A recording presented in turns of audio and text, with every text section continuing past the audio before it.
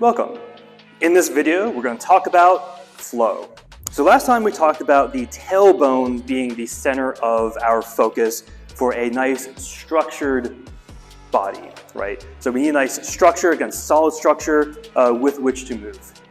So let's actually talk about how to generate that movement. The focus I want us to have for today is going to be our belt knot. So typically speaking, it's kind of like lying between our navel and our groin, about like halfway, generally speaking. So there's an interesting aphorism that I'll try to find out who actually said it, because I should actually cite these things. There's an interesting aphorism that said, the belt is the source of a martial artist's power. Right, so that initially sounds a little bit like, what's going on here, right? So there's one interpretation that I'm going to immediately kind of like shut down, and there's another one I'm going to do a little bit more with. So the one I'm going to shut down kind of immediately is the sense of like ego, right? So like, oh, I have this many bars on my belt, therefore I am a martial artist, sort of thing.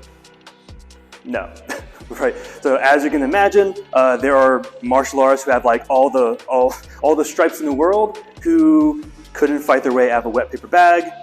Likewise, there are people who have never been to a martial arts studio, maybe even like use like a shoestring as a belt, but they are still incredibly powerful and very, very capable at what they do. So if it's not about, again, like the ego idea of it, let's talk about the other one. The other interpretation is going to be literal. So not literal in the sense of like the belt is like the source of power, is giving you all the power, but it's a really good way to know when you're activating correct muscle groups. For example, as any return viewers of this channel will know, I have a lot of emphasis on the glute, and again, like the strips of muscle to kind of go up from the glute, between the spine, as well as going underneath towards the knees. So when you have a pretty solid structure, so we're kind of going back to the tailbone idea, right? So having a good structure. If my glutes are activated, at least as activated as they need to be, if I have it, activating correctly, I actually feel a slight tension from, again, like the muscles kind of like snuggling up between the spine against the belt, right? So that actually means your lower back is a lot more structured and is more supported, right?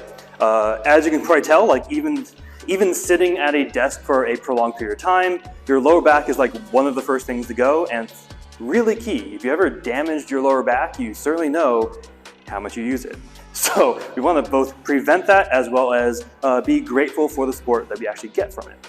So one use of the belt, and we will get back into like the actual belt knot and all that fun stuff, is to actually feel like, oh, this is activating.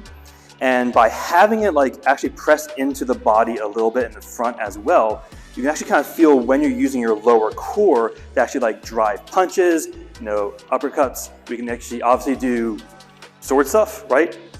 So like if I'm doing in fact an uppercut here, I'm using my hips to get a little more power, that's going to be a lot more obvious the way I kind of feel behind my belt. So why do we use belts aside from that?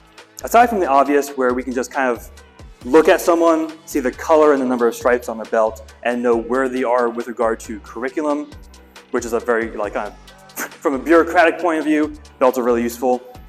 On the more like studying aspect, by noting where the belt knot is facing, that gives you a lot, right? That gives you a lot to think about. So in general, there are obvious many counterexamples, right? So when you're first starting off, in general, what I recommend is have your belt knot facing the direction that you're striking. Okay, that will very quickly change. But at least if I'm facing off against you and I'm here, right, I can actually draw my sword and do that. If I'm here, for example, that makes sure that in general I have a good symmetry. So especially as you're starting, the biggest habit I want people to start with is having a good symmetry and having good structure, right? So if my belt knot was facing this way, for example, my right hand's doing something very different from my left hand if I'm trying to maintain that guard, and it's just bad. So if I try to cut, my right hand's doing a lot of pulling, my left hand kind of is in a weird position to draw back, and I'm cutting this way, not very powerful. Versus my belt knot is facing forward, they're doing equal and opposite things, very, very easy both on my body, on the sword, and in general is going to be a lot more powerful and stable. So think about that. So think about at least the direction of your belt knot. Again, that will change for other things. So for example, like in the standard kind of open hand back stance, for example, if we're kind of here, it's kind of like on the 45-ish. Can you face it forward? Yes. Can you face it 90? Yes. But just being aware of where it's pointing is going to give you a lot more indication, and you can also think about why it's pointing that way. Another good use of it is, and this is also kind of why I like the little tails of our belts, you actually see where it's flowing.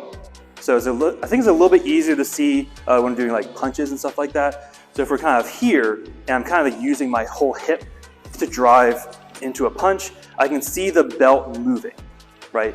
Obviously, we can do the same thing with cuts, right? So if I'm here, I'm doing a big ol' cut this way, I can kind of get a little bit of that hip motion, and you kind of see where the hips are moving and how they're moving relative to everything else. So in general, it's very easy to see like where my shoulders are moving, where my solar plexus is facing, where my eyes are looking, where my knees are, unless if you're wearing these. In general, it's a little bit harder to see where exactly where like the hips are, because there's a lot of like moving parts. So by having that belt knot, it's also very useful to tell.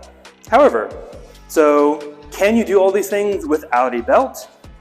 Absolutely, right? So in general, like when I train outside of a dojang, I usually don't wear a belt, right?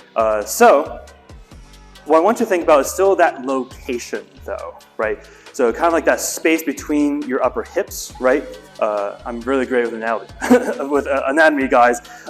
So again, where that space is, so between the navel and the groin, like kind of halfway there, the more you think about that source, the more you're going to feel where your power is coming from. And if you know where your power is coming from, the more you can kind of use it to have more flow and power. So I'm going to make a slight difference in where I'm using here in flow and having a flowing form. They're very, very similar, but I'm going to use flow in several different ways.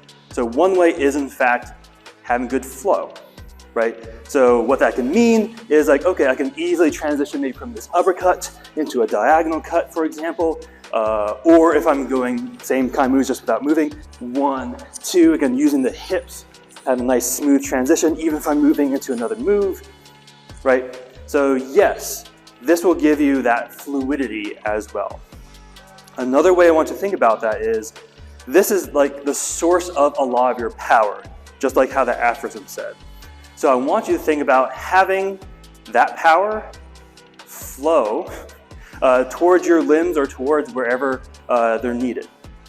So what I mean by that is, so now that we have a good structure with which to move, thanks to our tailbone, let's generate that power and feel how that's kind of flowing through this structure.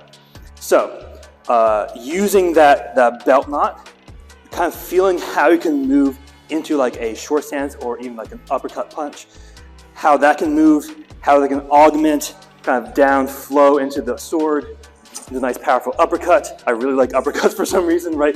You can even use it as a nice powerful crosscut. Here, power, right? So I want you to think about that being like been doing a lot of Egyptian research. So think about that being like the source of the inundation, right? So think about like the flood of the Nile and how it kind of flows from the source to everywhere else, right? So that's the idea. I could talk a lot about it. I'm going to cut off there just because, yeah, brevity, conciseness. I think it's obvious when I get a little carried away. So I'm actively reining myself in, right? So take those ideas, right? So first start off with the tailbone, have that good structure. Then think about where that belt knot is and how you can use that as an indication of how you're flowing, how you can get fluidity from your movements. Again, I have a video somewhere on the channel about fluidity that I still think mostly agree with. And then also think about that being, again, the source of your power and how that source can flow into everything else. Go with that. Make sure you stay safe, stay humble, and keep training.